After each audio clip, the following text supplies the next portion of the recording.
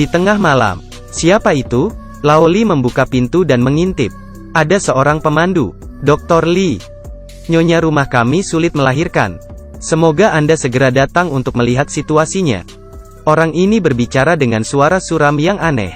Dan malam ini berangin. Ada sedikit rasa takut. Laoli agak ragu-ragu. Pada akhirnya ia masih masuk dengan rasa takut. Tidak ada cara lain, biarlah.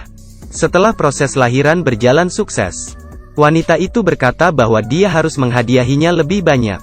Tetapi meskipun ia berkata seperti itu, seseorang menunjukkan padanya 2 genggam kedelai. Laoli tidak berani berbicara. Rumah yang besar ini, uang adalah kekuatan. Ini bukan saatnya dia berbicara. Dia mengambil dan memasukkan ke sakunya sambil berpikir. Kemudian dia melihat isinya. Dia tidak mempercayainya. Apakah ini kedelai? Ternyata ini adalah biji emas. Dia jatuh dari kursi dan melihat ke belakang. Ternyata orang yang membawanya adalah orang kertas. Saya menonton video ini beberapa hari yang lalu. Ceritanya tidak biasa dan mendebarkan. Saya mendengar bahwa banyak orang mencari lanjutannya. Hari ini saya akan menceritakannya. Setiap orang di desa mengatakan bahwa yang dibantu Laoli, wanita yang melahirkan itu adalah iblis rubah. Tidak lama setelah itu, seluruh keluarganya tewas. Istrinya digantung di atap, putranya tenggelam di tangki air. Dia membakar dirinya sendiri sampai mati di atas kompor. Api air kayu. Pembunuhan 5 elemen. Lao Xiang menganggap ini aneh. Jadi dia mengundang dewa tua Liu Erye. Erye melihat salah satunya, hanya mengucapkan 2 kata, memotong kayu. Semua orang mengira dia dalam formasi. Tapi dia bilang dia ingin menyiapkan panggung untuk bernyanyi. Erye memberitahu mereka, bukan hantu yang membunuh keluarga Laoli. Tapi ini seekor monyet. Anda akan tahu sebentar lagi. Setelah berbicara, dia menyiapkan ayam. Oleskan madu ke seluruh bagian. Taruh di toples. Jadi jebakannya sudah selesai dibuat. Kepala desa memasang jebakan di halaman. Setelah ia meletakkannya, monyet itu mendatanginya.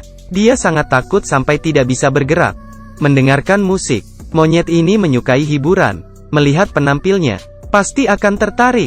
Tapi saat itu tidak ada yang bisa bergerak. Karena monyet itu punya bau. Bau itu bisa membuat orang berhalusinasi. Semakin banyak Anda bergerak, semakin buruk halusinasinya. Monyet mencium ayam madu, meraih toples. Hasilnya mudah dijangkau. Sulit untuk ditarik keluar. Monyet itu dengan terburu-buru melemparnya ke kepala-kepala desa yang tidak beruntung. Kepala-kepala desa itu sangat besi. Itu bukan masalah besar tapi ia berbalik dan lari. Menyebabkan semua orang di desa diintimidasi dan melarikan diri. Erye merasa situasinya agak kacau. Mudah untuk melihat situasi memburuk. Jadi dia melompat dari lantai 2. Dia membuka jebakan yang telah disiapkan. Induk monyet dikunci di dalam. Ia sangat marah. Monyet itu berteriak kepada kepala desa. Penduduk desa jatuh ke dalam ilusi. Waktu mundur ke tahun itu. Dr. Lee yang malang dan pria berkumis datang ke pegunungan untuk menyelamatkan orang. Dia adalah istrinya. Memperhatikan dengan seksama. Pria berkumis di awal film mengubah gaya rambutnya. Tapi masih bisa dikenali. Setelah Laoli selesai menyembuhkan, pria berkumis memberinya sekantong kacang emas. Wah, kamu sangat kaya. Pria berkumis berkata, leluhur saya bekerja untuk istana. Di atas gunung ini ada emas dan naga. Tapi saya beritahu kamu, jangan beritahu orang lain. Setelah pria berkumis menyuruhnya pergi, seekor monyet yang terluka terlihat tergeletak di sampingnya. Ia melihatnya tidak tahan, membawanya pulang dan menyimpannya. Kemudian ia merawatnya. Waktu berlalu selama bertahun-tahun. Kepala desa bersama Laoli hari ini menunjukkan jalan kepada pria yang punya banyak uang. Laoli tidak terlalu miskin pada saat itu. Dia menceritakan semua tentang keluarga pria berkumis untuk mendapatkan uang. Mereka di sini untuk menemukan naga. Sekarang hanya ada peta harta karun. Kumis sangat tidak setuju setelah mendengarnya. Tapi orang yang lewat. Mereka sudah lama membicarakannya. Bersikaplah sopan dulu. 2 orang memegang pisau, membunuh keluarga kumis. Kemudian ia membagi rampasan. Peta harta karun itu milik pria misterius. Akta kepemilikan milik Litua dan kepala desa. Hutan tidak jauh dari tempat itu memiliki monyet yang sangat besar. Maka mengapa saat ini, monyet itu datang untuk membalas dendam pada orang yang menyelamatkannya? Membunuh keluarga Lao Li lebih dulu. Sekarang giliran kepala desa. Ia ingin melepaskan diri dari kandang. Merusak kandangnya. Dan Erye berdiri di samping dan mengawasi dengan acuh tak acuh. Dia tidak peduli. Kepala desa layak dibunuh. Setelah membunuh kepala desa, monyet itu melompat tinggi, menghilang dari pandangan semua orang.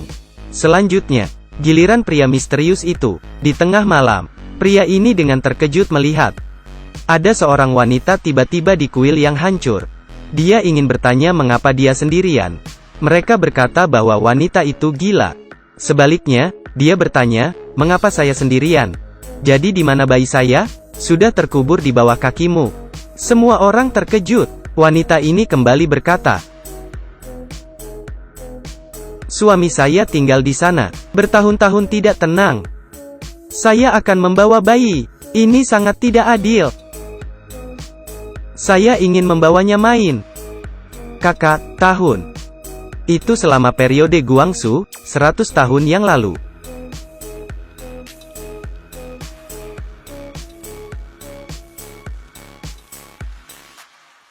Ah, ternyata itu mimpi. Kemudian dia bangun, ingin keluar dan merokok. Ternyata itu benar. 2 lubang kecil muncul, meskipun dia tahu lebih awal. Baru kemudian membawa saudara-saudara yang tersisa untuk melarikan diri. Ketika dia menceritakan sebagian kisahnya, para junior membawakan 2 mangkuk sup. Mereka hanya ingin minum. Diam-diam Erye meremas kakinya. Mereka meletakkan supnya. Ini belum dimulai. Kita tidak akan mengganggu perpisahan ini. Setelah berbicara, keduanya berbalik dan pergi. Mereka baru saja pergi, mata orang-orang besar di belakang berubah. Erye menyadari bahwa identitas mereka salah. Yang pertama di mulut semuanya hitam. Kedua, ada pisau di pinggang. Perasaan bahwa bukan pencuri tapi juga pencuri. Dia hanya setengah menjelaskan. Dia mendengar tembakan tidak jauh. Jadi mereka kembali dan melihat-lihat. Salah satu perampok sedang sekarat. Dia terus berbicara omong kosong sebelum dia meninggal. Mengatakan tidak mungkin ada hal seperti itu. Beberapa orang datang ke kuil yang hancur malam itu. Ia memang melihat wanita gila. Dan merasa sedikit ketakutan. Dia menyuruh bawahannya untuk istirahat dengan baik. Jangan membuat keributan. Wanita mengawasi mereka makan. Jadi dia memasang bajunya. Dan berpura-pura memberikan bayinya susu. Karena dia sedang menyusui. Pria gemuk di sebelahnya menjadi penuh nafsu. Semua orang tidur di tengah malam. Pria kurus itu terbangun. Dia mengambil setengah dari liontin giok wanita gila itu. Ia melihat pria gemuk itu memperkosanya di tumpukan jerami. Tanpa diduga, bos tidak peduli setelah mendengarnya. Hanya berkata, selesai, bersihkan dengan hati-hati. Orang kurus itu tidak yakin. Sekarang sudah diracuni oleh sup. Dia tidak tahu. Bosnya adalah paman keempat yang gemuk. Semua pergi ke gunung. Menerima berita besar. Seseorang ingin menemukan pohon wajah manusia. Dikatakan bahwa tambang emas naga semuanya ada di bawah sana. Kalian sudah setengah jalan. Pria gendut itu melihat sesuatu di pinggir jalan. Jadi ia membungkuk dan diangkat. Ternyata itu adalah piton besar. Paman dan cucu 2 orang itu memang sedang menjual kawannya. Setelah mereka kabur, mengatasi kejadian itu, seluruh barisan hanya tinggal mereka berdua. Sangat panik. Mereka jatuh ke lembah. Tidak terduga. Mereka masih beruntung. Di depan mata mereka, itu adalah pohon wajah manusia. Kakak laki-laki sangat senang, ingin pergi dan melihat. Tiba-tiba terdengar nyanyian di lembah. Setelah mereka melihat di balik pohon itu wajah manusia, berkilau bayangan orang. Itu adalah wanita gila yang menggendong bayinya. Dia rupanya dibunuh oleh pria gendut itu. Kakak laki-laki ketakutan. Penembakan panik. Wanita gila sangat rapuh. Terbunuh hanya dengan 1 tembakan. Tapi kemudian, dia muncul kembali dari belakang pohon. Kakak laki-laki itu menembak lagi. Kali ini tembakan ketiga. Tembakan keempat. Dia menembak lagi. Dia tidak tahu berapa banyak yang tewas. Erye sangat jelas tentang itu. Tapi dia tidak berencana turun. Dia sudah mengerti apa yang terjadi. Menurut legenda, ada sebatang pohon di lembah ini. Mengingat ini, semua kebencian mereka, jadi biarkan mereka menanganinya sendiri. Keduanya menyaksikan wanita ini terus kembali. Tidak bisa terbunuh. Lari ketakutan. Ular menunggu di balik semak. Mulut besarnya terbuka, memakan keduanya. Pemilik kedua mendengar teriakan itu. Mereka datang ke lembah. Pastinya, mereka juga melihat wanita itu. Wanita itu hanya mengatakan satu hal. Jadi, itu bukan kamu. Kemudian menghilang di udara. Arye tidak memperhatikan. Di belakangnya, monyet itu bersembunyi. Berhati-hatilah saat Anda bertemu dengan seorang wanita tua di hari hujan. Dua anak laki-laki melihat sebuah rumah di hutan. Dia mengetuk pintu dan ingin masuk untuk menghindari hujan. Orang ini sama sekali tidak memiliki pertahanan. Usai meminum kuahnya, "Nenek, kamu juga harus minum. Saya sudah tua seperti ini. Ketika saya merasa lapar, maka saya akan makan lagi." Di tengah malam seorang anak laki-laki terbangun karena beberapa suara. Wanita tua itu berkata bahwa ia lapar di malam hari, dia membuat sedikit makanan tambahan. Anak laki-laki itu juga tidak banyak berpikir dan berbicara. "Di mana Xiao Dai? Mari." Semua orang di ruangan yang mendengarkan pengalaman ini panik. Setelah Xiao Shuai melalui ini, dia ditangkap lagi oleh Panglima Perang. Jadi dia sudah bertahun-tahun tidak berada di rumah. Baru kemudian dia mengetahui bahwa istrinya telah meninggal. Pasangan itu sudah cukup menderita. Mereka menceritakan separuh cerita. Tiba-tiba dua orang menyerbu masuk. Mereka mengatakan Sungai Putih kedua di sebelah. Ini beberapa beruang. Desa itu hampir hancur. Jadi mereka harus melakukan sesuatu. Lalu datang ke sini untuk mengundang Arye keluar dari gunung. Menyelamatkan orang seperti memadamkan api. Arye hanya bertukar dua kalimat dengan keduanya dan pergi. Tidak jauh dari gunung, pria muda itu berkata kepada orang asing. Orang tua itu dibawa pergi. Arye berjalan dengan beberapa orang untuk beberapa saat. Merasa ada yang salah. Jadi dia berpura-pura menundukkan kepalanya dan mengikat tali sepatunya.